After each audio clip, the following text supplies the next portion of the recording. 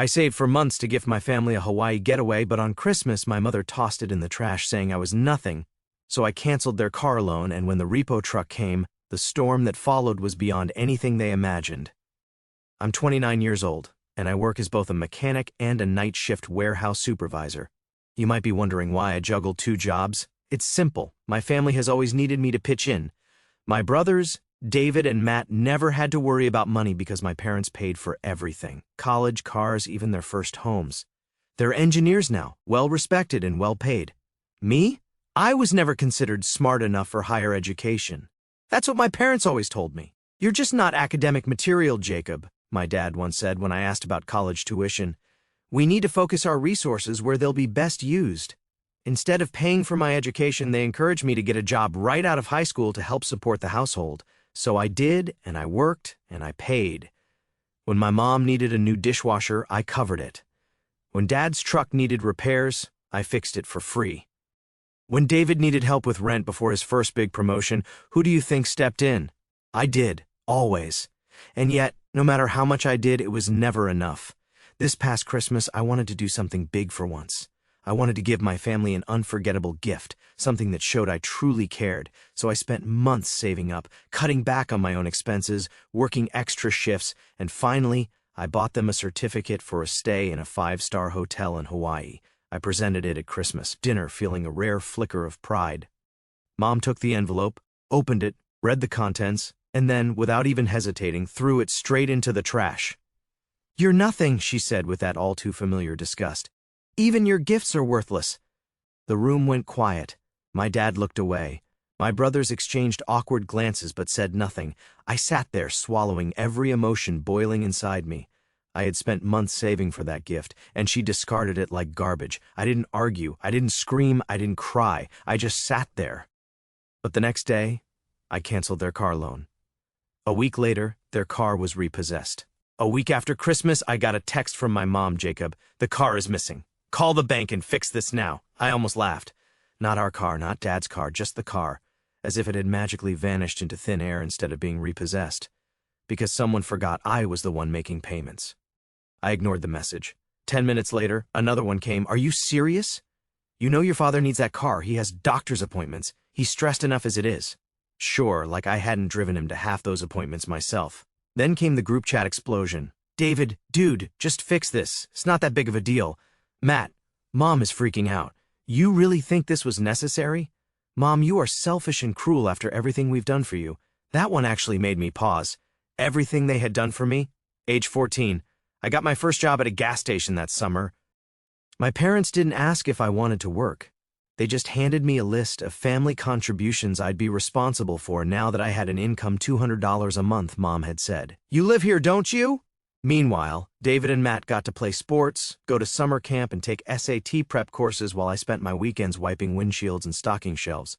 One night, I came home late after covering someone else's shift. The house was dark except for the glow of the living room TV. My dad was on the couch, sipping a beer. "You're getting lazy, Jacob," he said without looking away from the screen. I stood there, still smelling like gasoline and sweat.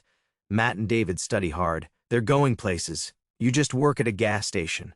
I had never felt smaller in my life. Back to the present day. Now suddenly, I was the selfish one, the cruel one. I put my phone down and went back to my workbench at the shop. My shift wasn't over, and unlike them, I had responsibilities I couldn't just dump on someone else.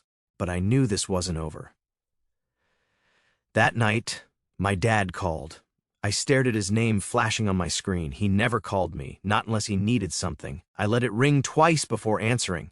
"Jacob," he said, his voice tight, "what is going on?" I wiped my hands on a rag. "Not sure what you mean. Your mother is hysterical. She had to take an Uber to the grocery store today. Do you know how embarrassing that was for her?" I almost laughed. She could have used my old truck. Oh, wait. They told me to sell it to help cover Matt's tuition, remember? "Don't start with that," he snapped. "Why did you stop the payments?" I took a slow breath. "Because it wasn't my car, and because I'm done being used." Silence. Then, quieter. "You know we always expected better from you." A part of me wanted to snap, to yell, to finally tell him exactly what I thought about the way they had treated me my entire life. But I didn't. I just smiled to myself and said, "Yeah, well, I expected better from you too." Then I hung up. After my dad's call, there was silence. No messages, no fake apologies, nothing. But I knew my family too well. Their silence wasn't surrender, it was a storm gathering strength. For years, I had been the one keeping them afloat, and they were fine with that as long as I stayed in my place. But the moment I broke free, the moment I showed them I wasn't going to be their personal ATM anymore, that's when they panicked. Graduation day. When my brothers graduated from college, my parents threw grand celebrations, catered food, custom banners, expensive gifts. Mom cried happy tears as she handed Matt the keys to a brand new car. When I graduated high school, they tossed a grocery store cake on the counter. No party, no gifts, just a dismissive, well, you weren't planning on college anyway, right? That was the moment I realized I was never the son they were proud of, just the one they expected to work. Back to the present. On the 10th day after their car was repossessed, Matt texted me, "You happy now? Mom's been crying for days." "You're disgusting." I ignored it the next morning. Another message, "Dad, let's talk like adults." Like adults, as if they had ever treated me like one. I ignored it. But 3 days later, they made their next move. I got a bank notification, $2,500 withdrawn from my account. I checked my statement. Mom had used my credit card to pay her medical bills. She didn't ask. She didn't warn me, she just took it. Because they knew. They knew I wouldn't let them starve. They knew I wouldn't let my own mother go without health care. They knew I was the responsible one. What they didn't know, I was done being their safety net. The next morning, I canceled every automatic payment linked to my account. I blocked every access point they had. Then I called my bank and disputed the charge. Within hours, the money was back in my account. But I wasn't done. I opened a document I had saved for years, a contract. My parents once convinced me to sign it. The house they lived in, it was in my name. They had been drowning in debt years ago. To save themselves, they refinanced the house under my credit, promising they'd take over payments. They never did. I had been the one making every payment, and now they thought they could steal from me. I signed a single paper. I put their house up for sale, how my brothers operated. The funny thing is, my parents had 2 other sons who made more than enough to help them, but did they? Not a chance. Rich people don't share. David and Matt both had 6-figure salaries. They drove brand new cars, lived in luxury apartments, and vacationed in Europe. But when it came to helping Mom and Dad, suddenly they were broke. "I have my own bills, man. Money's tight this month. Maybe Jacob can cover it. He's good with money." They knew well why I was good with money, because I had no choice. I was the one who skipped meals in my 20s so I could send extra cash to my parents. I was the one who fixed their house when something broke. I was the one who put my life on hold so they wouldn't drown. And now they dared to steal from me. That was my breaking point. Present day, the final move. I stared at the house listing on my laptop. Once the paperwork was processed, they'd get the eviction notice. They'd probably call me. They'd probably scream, threaten, beg. I didn't care. For once in my life, I was putting myself first. The first time they used me, I was 15 when my parents first took money from me. I had gotten a part-time job at a gas station, nothing fancy, but it was my first real taste of financial independence. I remember getting my first paycheck. It wasn't much, but to me, it was a fortune. I had plans for that money, maybe some new clothes, maybe saving up for a car, but I never got the chance. Mom was waiting for me when I got home, arms crossed, hand it over. I laughed, thinking she was joking. She wasn't. "You live here, don't you? You eat the food we buy, use the electricity we pay for. It's time you contribute." Dad nodded in agreement. "You don't want to be a freeloader, do you?" So I handed over my first paycheck, then the second, then the third. By the time I turned 18, giving my money to my parents wasn't even a question anymore. It was an expectation. And the worst part? They never took a cent from David or Matt. Back to the present. I checked my phone, 15 missed calls, 5 voicemails, a text from Matt, "Dude, you can't do this. They'll be homeless." Oh, now they cared. Where was this concern when I was covering their bills? Where was this concern when I was drowning in responsibility while they lived their perfect little lives? I put my phone down and took a deep breath. This wasn't revenge. This was justice. When I listed the house for sale, I expected an immediate reaction, a barrage of calls, threats, begging. But at first, nothing. I checked my phone every few hours, waiting for the inevitable explosion. Instead, the silence stretched on. It made me uneasy. For years, my family never hesitated to blow up my phone when they needed money. If the internet went out, they called me. If Dad's truck had a flat tire, they called me. But when I put their entire house up for sale, nothing. I should have known they were planning something. The first time they played me, I was 20 when my dad sat me down at the kitchen table, a stack of bills spread out in front of him. "We're struggling, Jacob," he sighed, rubbing his temples like the weight of the world was on his shoulders. "If we don't pay off this debt, we could lose the house." I looked at the bills, mortgage payments, credit card debt, late fees stacking up like bricks in a collapsing wall. David and Matt were both in college at the time, living comfortably in dorms my parents paid for. Meanwhile, I was working full-time at the auto shop, barely scraping by. "I don't have that kind of money," I admitted. Dad exhaled through his nose, shaking his head. "Jacob, you're the only one who can help. Your brothers are still in school. You've got a job. We raised you to be responsible. The guilt worked. It always did, so I agreed to help. I took on extra shifts, drained my savings, and handed over nearly everything I earned. A year later, when I asked if they'd be able to start handling payments on their own, Mom laughed. "Oh, Jacob, you're so good with money. Why mess with what works?" That was the moment I realized this was never temporary. Back to the present. 3 days after listing the house, I finally got a call, not from Mom, not from Dad, from David. I let it ring out, then listened to the voicemail. "Jacob, you need to call me back now. This is serious." Oh, now it was serious. I ignored it. Then Matt tried, then my dad. By the 5th call, my curiosity got the best of me. I answered. "Jacob," my dad's voice was tight, controlled. "We need to talk." I stayed silent. "You put the house up for sale," he continued, as if I didn't already know. "Yeah," I said. "I did." A sharp inhale. "Why would you do that? Are you really that angry over a Christmas gift?" I almost laughed. "You stole from me," I said flatly. "It was for your mother's medical bills," he snapped. "She's sick, Jacob." "But of course you wouldn't care about that, would you?" I clenched my jaw. "If she's sick, why aren't David and Matt paying for anything?" Silence. Then, weaker. "They have their own expenses." "And I don't?" I asked. "Or do my bills not count because I was never supposed to have a life outside of being your personal ATM?" Silence. "Jacob," he said after a long pause, his voice softer. "If you do this, if you sell the house, we won't have anywhere to go." I waited for the guilt to hit me. It didn't. Because I knew the truth, they could go plenty of places. David had a 4-bedroom house with a guest suite. Matt had a luxury condo with a spare room. But neither of them was willing to take Mom and Dad in. Because rich people don't share. "I guess that's your problem," I said and hung up. Desperation. The next day, my mother called. I wasn't sure what to expect, tears screaming. It was both. "You ungrateful little brat," she shrieked. "How could you do this to us after everything we've done for you?" I put her on speaker and went back to fixing a carburetor. "You stole from me," I reminded her. "You owe us," she shot back. "We raised you. We fed you. You think that was free?" I wiped the grease from my hands, sighing. "Mom, did you ever make David or Matt pay rent?"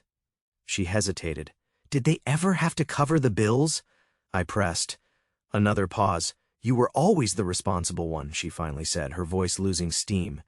"We knew we could count on you." "Yeah," I muttered. "You could." I hung up. The house sold within 2 weeks. The market was hot. I got an offer above asking price. I didn't tell them. I let them find out the hard way when the eviction notice arrived. That was when they really lost it. David showed up at my job, furious. "You're actually letting them get kicked out?" he demanded. "What is wrong with you? I kept working. You've got room at your place," he scoffed. "I'm not letting them move in with me." "That's not the point." "It's exactly the point," I said, finally looking up. "You make 6 figures and can't be bothered to help, but you expect me to go broke keeping them comfortable." He didn't have an answer for that, so he left. Mom and Dad ended up moving into a small rental. Nothing fancy, nothing they were used to. Matt and David helped with some of the rent, but not all of it. Because rich people don't share, I heard through the grapevine that they were miserable, complaining about the neighborhood, complaining about the tiny space, complaining that I had betrayed them. But for the first time in my life, I didn't care. I was free. 6 months had passed since I sold the house. 6 months of freedom. I no longer checked my phone, expecting demands for money. I no longer woke up to overdraft notifications because someone borrowed from me without asking. For the first time in my life, I was living for myself. And my family? They were suffering. Not in the way you might think. They weren't homeless, they weren't starving. But they were uncomfortable, and for people like them, that was worse than any real hardship. They had to budget for the first time in their lives. Mom had to get a part-time job. Dad had to sell his truck and drive an old beater. And David and Matt? They had to face a reality they had never prepared for. One where I wasn't there to take responsibility for them. The last family dinner before I cut ties completely. I decided to give them one last chance. It was Mother's Day. And as expected, Matt and David made reservations at an upscale restaurant. The kind of place where a steak costs more than I used to make in a day. They invited me not because they missed me, but because they needed someone to split the check. I almost declined, but then I had an idea. I showed up 10 minutes late, not by accident, on purpose. Mom looked thrilled when I walked in, not because she was happy to see me, but because for a moment, she thought I had come crawling back. "Jacob," she gasped, pressing a hand to her chest like she was seeing me for the first time in years. "I knew you wouldn't abandon your family forever." I forced a polite smile. "Happy Mother's Day." David and Matt exchanged glances. They knew something was off. We ordered food. They talked about their jobs, their investments, the struggle of finding good help. No one asked about me, not once. Finally, the check arrived. Mom pushed it toward me like it was the most natural thing in the world. "Jacob," she said sweetly, "since you've been doing so well lately, why don't you cover this one?" I leaned back in my chair, studying their faces. David wouldn't make eye contact. Matt was smirking, like he was in on some inside joke. And Mom? She looked smug, like she had won, like selling the house, cutting them off, and standing up for myself had been just a phase, and now I was back where I belonged, their wallet. I smiled, reached into my pocket, pulled out my card, then laughed, loud enough that the table next to us turned to stare. Mom's smile faltered. "Jacob?" I wiped a fake tear from my eye, still grinning. "Oh man, you really thought—" I shook my head. "No, Mom, I'm not paying." Silence. David looked shocked. Matt scowled. "And Mom?" Her face twisted with rage. "But it's Mother's Day," she stammered. I picked up my napkin, dabbed my mouth, and stood. "Yeah, and I already got you a gift." "What?" She snapped. "Your independence." Then I walked out. A new life. I never spoke to them again. I blocked their numbers, moved to a new city, got a new job that paid more and gave me time to actually live. I took vacations, bought a car, opened a savings account just for me. For the first time ever, my money was mine. Not Matt's, not David's, not Mom and Dad's and them. Last I heard, Mom had to get a part-time job to cover rent. Dad sold his truck and now drove an old beater. David and Matt? They still made six figures, still went on vacations, but somehow, when they had to take care of Mom and Dad, suddenly their money wasn't so available anymore. Because rich people don't share. The lesson I learned. I was 12 the first time I learned what being family really meant. Matt had a birthday coming up and Mom wanted to get him a new gaming console, but money was tight. She sat me down in the kitchen. "Jacob," she said sweetly, "you love your brother, don't you?" I nodded. "Of course I did. Then you wouldn't mind giving up your allowance this month, right? So we can afford a gift for him." I hesitated. "But what about my birthday?" Mom laughed like it was the funniest thing she'd ever heard. "Oh, sweetie," she said, ruffling my hair, "your birthday isn't as important as his." And that was the moment I realized some people are born to take, and some people are born to give, unless they decide to change the rules. 1 year later, I sat in my apartment watching the sunset over the city. My phone buzzed, a new number. I hesitated, answered. "Jacob." It was Matt. I said nothing. He sighed. "Mom's been asking about you." I raised an eyebrow. "Mom or her bank account?" A long pause. I chuckled. "Yeah, that's what I thought. Come on, man," he tried again. "It's been a year. Family is family." I thought about that for a second, then I smiled. Not mine. I hung up, and for the first time in my life, I felt free. The final blow. 2 weeks later, I got an email from my bank. The mortgage on Mom and Dad's rental was delinquent, meaning Matt and David weren't covering it like they said they would, meaning they were the ones letting Mom and Dad struggle, not me, not the selfish one. I forwarded the email to Matt, no message, just the proof. Then I turned off my phone, leaned back, and enjoyed the peace of knowing that, for the first time ever, it wasn't my problem anymore. "You're heartless. They're still your family." "Oh, I know they're my family. Trust me, every time my paycheck disappeared into their bank account, every time I was treated like a second-class citizen while my brothers were showered with gifts, I was very aware that they were my family. Here's the thing. Family is supposed to go both ways. If I had ever needed help, do you think they would have been there? Nope. They would have called me, irresponsible, and told me to figure it out myself. So no, I don't feel guilty. If anything, I feel liberated. You could have handled it better. Why be so extreme? Could I have? Sure, I could have sat them down, had a long conversation, tried to set boundaries. Oh, wait, I did that for years, and every time they laughed in my face, ignored me, or gaslit me into thinking I was selfish for wanting basic respect. The only language they understood was consequences. Why didn't your rich brothers help more?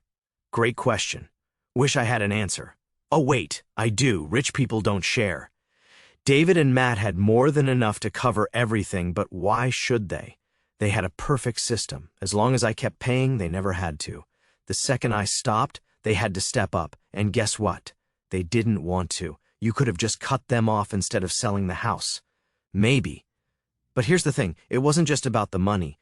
It was about control. As long as they had that house, they had something to hold over me. They would have found a way to guilt me back in. Selling it wasn't revenge, it was cutting the cord. I bet they came crawling back. Oh, they tried. The second their bills started stacking up, Matt called me twice a week, acting like we were best friends. Then David sent a Christmas card, which was hilarious considering they never cared about holidays unless I was paying for them. And Mom? She had the audacity to text me on my birthday, my first birthday in years where I didn't have to buy my own cake. I didn't respond. Would I do it again? Absolutely. For the first time in my life, I have peace. I have money in my account that belongs to me. I take vacations. I buy things for myself. And my family? They're someone else's problem now. So to everyone reading this and thinking, maybe I should stop letting my toxic family use me too, let me tell you something. You don't owe them anything. Not your money, not your time, not your peace. Choose yourself. You'll never regret it.